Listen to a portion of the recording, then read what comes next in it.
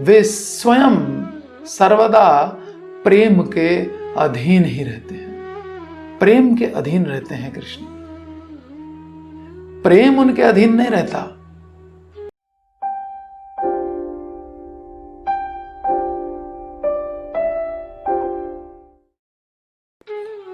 हरे कृष्ण।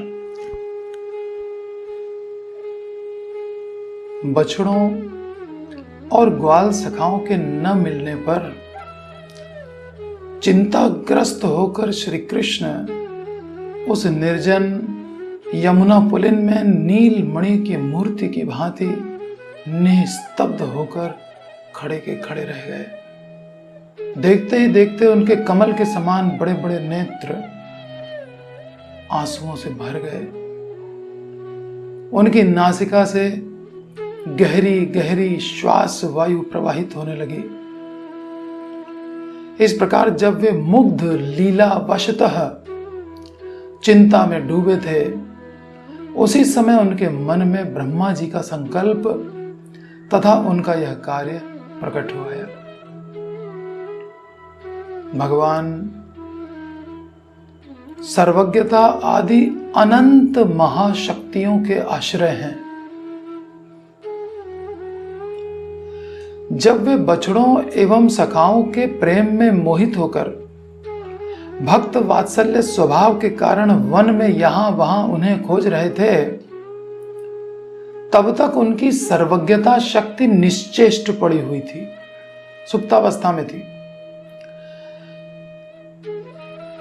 उस समय उनकी सर्वज्ञता शक्ति, उनकी लीला शक्ति और उनकी इच्छा शक्ति के अधीन होकर के निश्चेष्ट पड़ी थी। किंतु जब वे एक स्थान पर खड़े होकर के विचार करने लगे कि मेरे सखा और बछड़े कहां हैं, तो तुरंत उनकी सर्वज्ञता शक्ति ने प्रकाशित होकर उन्हें ब्रह्मा का संकल्प जना दिया, बता दिया। तब परम करुणामय भक्त वत्सल श्री नंद नंदन ने ब्रह्मा की इच्छा को पूर्ण करने का विचार किया। यहीं पर कोई और होता तो बदला लेने का विचार करता। अच्छा, इसकी इतनी हिम्मत, मेरे सखाओं का अपहरण किया। अभी बताता हूं, सर्वशक्तिमान है भगवान। लेकिन कृष्ण ने ऐसा कुछ नहीं किया। सर्वशक्तिमान होते हुए उन्होंने ऐसा कोई एक्शन नहीं लिया। उन्होंने तो ब्रह्मा की इच्छा को पूर्ण करने का विचार बना लिया। परम करुणामय है भगवान। तभी उन्हें वृज की माताओं और गायों की इच्छा का स्मरण हुआया कि वे मुझे अपने पुत्र रूप में चाहती हैं, प्राप्त करना चाहती हैं पुत्र रूप में। अतः उन्होंने उनकी इच्छा को भी पूर्ण करने का विचार किया। इस प्रकार ब्रह्मा वृज की वात्सल्यवती गायों, वृज की वात्सल्यवती गोपियों तथा अपना भी मनोरथ पूर्ण करने के लिए उन विश्व सृष्टिकारी पुरुषावतारों के भी अंशी स्वयं भगवान श्री कृष्ण ने स्वयं ही दोनों रूप धारण कर लिए। वे बछड़े और ग्वाल बाल, इन दोनों स्वरूपों में प्रकट हो गए। इससे सबकी मनोकामना पूर्ण होने का एक सुयोग उत्पन्न हुआ, सुयोग उदित हो गया। अब सबकी, ब्रह्मा की, गायों की, गोपियों की और स्वयं कृष्ण की, सबकी इच्छाएं पूर्ण होंगी। ब्रह्मा को कृष्ण के माधुर्य का आस्वादन हुआ।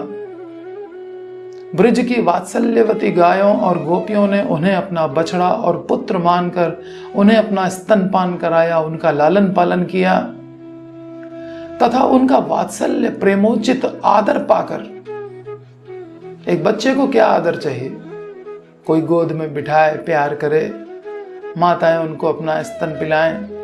यही तो आदर है एक बालक का। तो वात्सल्य प्रेमोचित आदर पा करके प्रेम लुब्ध श्री कृष्ण और भी प्रेम रस का आस्वादन करने लगे। इस प्रकार असंख्य बछड़ों और गोप बालों का रूप धारण करके स्वयं ही गोपाल रूपधारी अपने को ही आदेश देकर बछड़ों के रूप में अपने को ही एकत्र करके अपने ही साथ हंसी मजाक करते हुए सुबह गोचारण को जाते और सायंकाल गोष्ठ में लौट आते। सब कुछ अपने साथ कर रहे हैं। ब्रह्म विमोहन के पहले दिन उन गोप बालकों की माताएं वंशी की ध्वनि सुनकर शीघ्र ही दौड़ती हुई द्वार पर चली आईं और ग्वाल बाल बने हुए परब्रह्म श्री कृष्ण को अपना ही पुत्र जानकर भुजाओं में उठाकर गोद में लेकर उनका गाढ़ आलिंगन किया, उनको छाती से चिपटा लिया।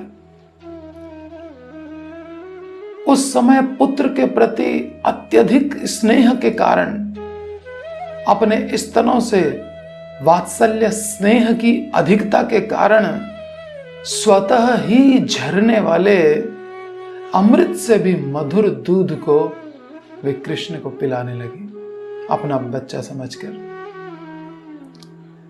ये वात्सल्यवती गोपियां पहले सोचा करती थी, हाय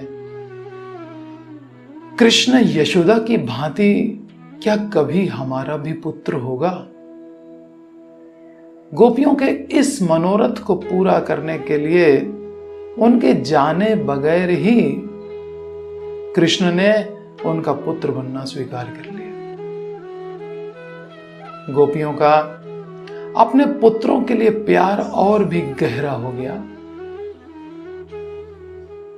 परब्रह्म श्री कृष्ण भी अमृत से भी अधिक मधुर मानकर उनके स्तन दुग्ध का पान करने लगे। उस दूध के लोभ से कृष्ण भी उन गोपियों के पुत्र बनना चाहते थे। दूध के लोभ से कृष्ण गोपियों के पुत्र बनना चाहते थे। तो कृष्ण की यह इच्छा भी ब्रह्म विमोहन लीला में पूरी हो गई। उन्होंने अपने परिकर सखाओं को भी 1 वर्ष तक योग माया के द्वारा मोहित रखा। वो सब वहीं जहां यमुना पुलिन पे गाय चराने गए थे, वहीं योग माया के आवरण में रह करके भोजन लीला कर रहे हैं। उनका साल भर तक वही भोजन चलता रहा। कृष्ण साल भर तक घूमते रहे उनको खोजने के लिए, बछड़े साल भर तक घास चरते रहे, लेकिन कोई उन्हें देख नहीं पाया। वे माताएं श्री कृष्ण को सुगंधित तेल से मालिश करती,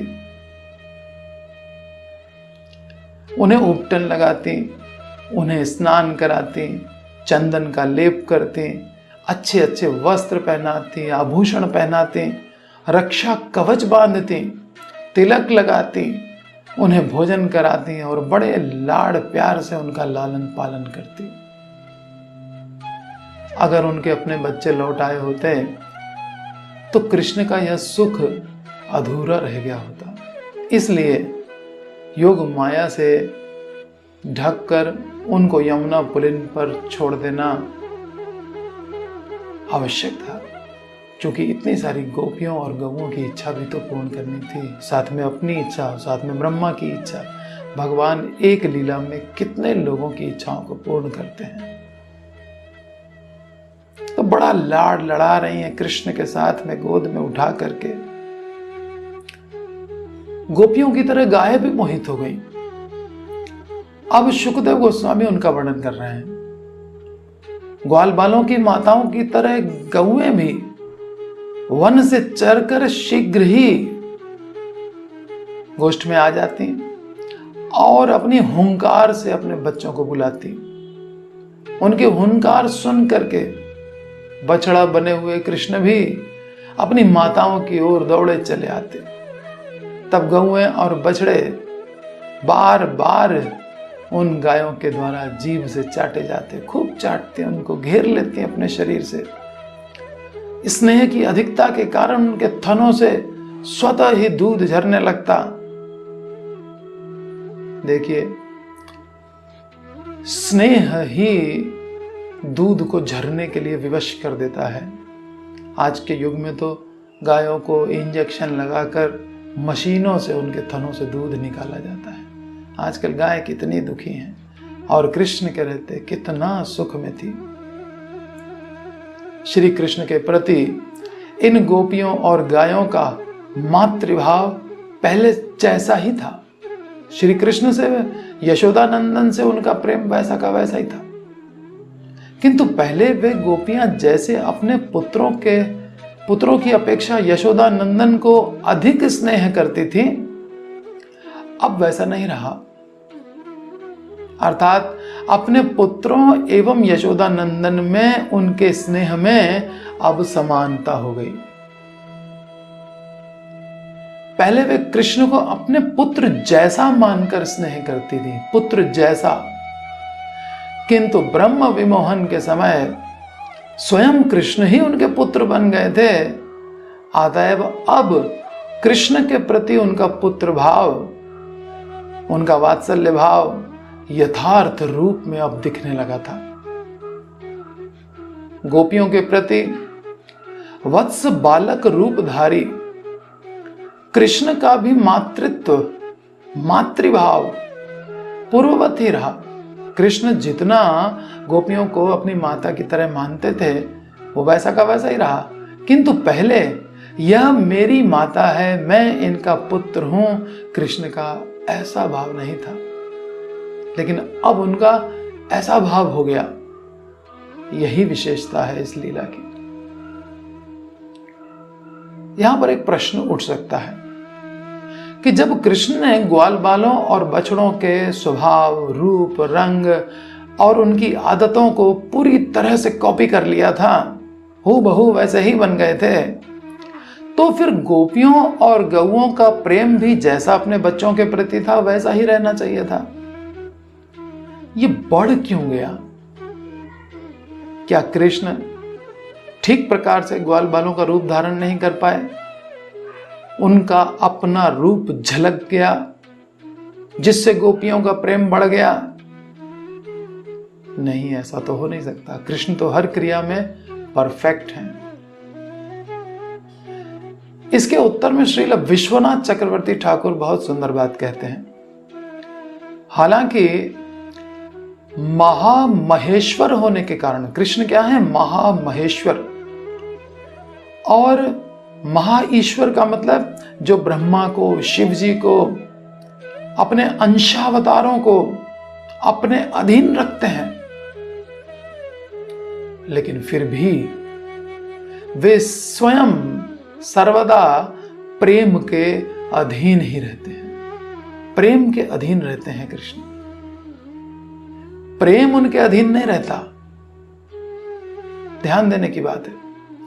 प्रेम के ऊपर कृष्ण का प्रभुत्व न रहने के कारण, प्रेम के ऊपर कृष्ण का प्रभुत्व नहीं है, प्रेम का प्रभुत्व कृष्ण पर है।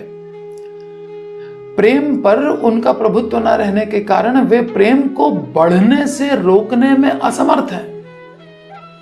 जो गोपियों का वात्सल्य भावमयी गोपियों का प्रेम कृष्ण के प्रति बढ़ रहा है, उसको रोकने में कृष्ण असमर्थ हैं। यही वात्सल्य प्रेम ब्रज की माताओं में विराजमान था। जिस प्रकार अनेक मंडलेश्वर अपने एक चक्रवर्ती सम्राट के अधीन रहते हैं, उसी प्रकार कृष्ण अपने माता पिता के निकट ऐश्वर्य को भूलकर सदा सर्वदा उनके अधीन रहते हैं। महामहेश्वर श्री कृष्ण की यह अधीनता दोषजनक नहीं है,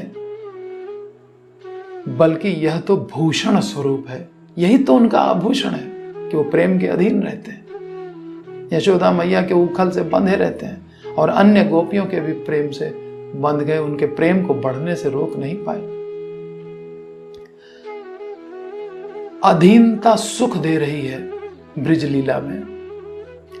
जीव की मायाधीनता दुखदायी होती है, किंतु आनंद रसमय होने के कारण कृष्ण की प्रेमाधीनता क्षण क्षण में आनंद को बढ़ाने के लिए होती है। यही महानुभाव भक्त जनों का अनुभव है। तो ब्रिजवासी गोप गोपियों का यशोदा नंदन के प्रति पहले अपने पुत्रों की अपेक्षा अधिक स्नेह था, किंतु अब अपने पुत्रों के प्रति वही स्नेहलता क्रमशः 1 वर्ष तक प्रतिदिन असीम रूप से बढ़ने लगी। प्रेम लता अपने पुत्रों के प्रति भी असीम रूप से अब बढ़ रही है। यशोदा नंदन कृष्ण के गुणों की उत्कर्षता ही इस स्नेहलता के बढ़ने का कारण है। ये स्नेह क्यों बढ़ रहा है? क्योंकि अब यशोदा नंदन कृष्ण उनके पुत्र बन करके आ गए हैं, इसलिए स्नेहलता बढ़ रही है।